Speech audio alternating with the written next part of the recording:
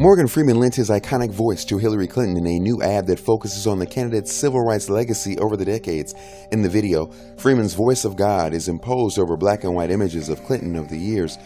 He begins, "This church taught her to do all the good you can, for all the people you can, for as long as you can." The ad is one of a series that Freeman will be voicing for the Clinton campaign. This particular spot will be running statewide in South Carolina ahead of the state's February 27th Democratic primary. A 30-second version will be running nationwide on cable.